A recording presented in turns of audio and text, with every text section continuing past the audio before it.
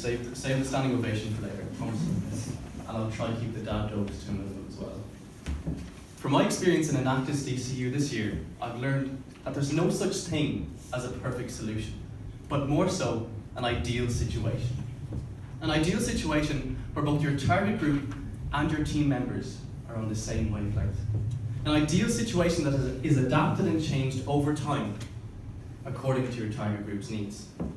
But in order to get to this point, you need to follow two very important steps. Firstly, you must conduct a concrete needs assessment. And secondly, you must look at things from the other person's perspective. So I'll give you an example. So a caring man from Unilever and a corporate man from Citibank walk into a bar to buy a drink. Just joking, they wouldn't be buying a drink unless there was a corporate tab.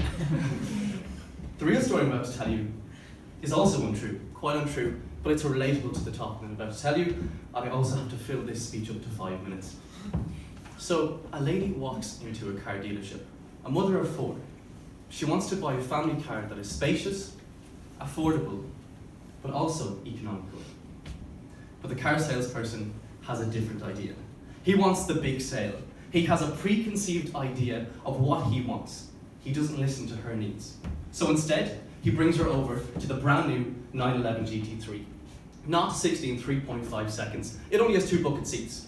She'll be getting the kids to school fairly quickly, but it's not practical.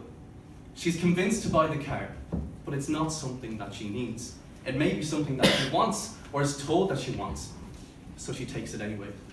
Within a week, it's a disaster. She can't bring all the kids to school because there's only 2 seats. In the meantime, she has to stop up in the fuel station to refill the car. It's reducing her bank balance. It's not economical. It's not financially sustainable. It doesn't abide by her needs. You see, ladies and gentlemen, if you focus on short-term goals and consider your success,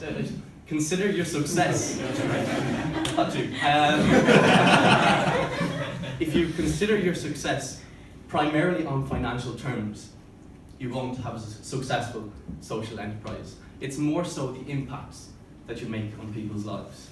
And that brings me on to my next point.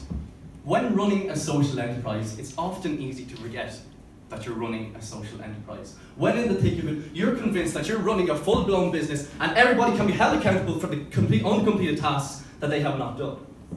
But that isn't the case. You have to remember, this is volunteer work. The German word for social enterprise is freiwillige Arbeit, and that means working upon your own free will. But in order for people to work free willingly, you must ask nicely. You must watch your pitch. My singing teacher once told me that the human voice is the most powerful instrument in the world, but we often forget how to fine-tune it. It's like what your mother used to tell you when you were a child.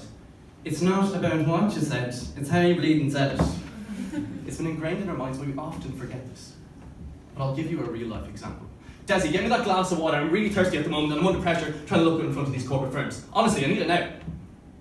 Now, Desi would probably give me that glass of water because he's a nice guy and he's a nice beard and he's full of dad jokes, but he'd probably bring me that glass of water, but hastily. Would he want to work with me in the future? Probably not. Would he work with his own free will, giving up his free time towards my project? Probably not.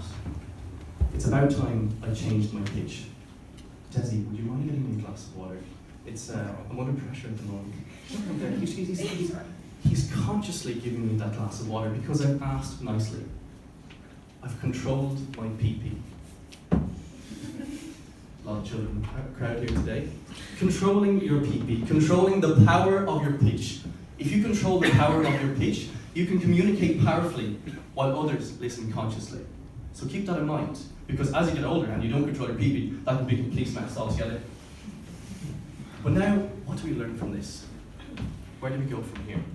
What is the underlying theme in everything that I've said? See why I changed my pitch there to make it sound like all powerful. What is the underlying theme in everything I've just said?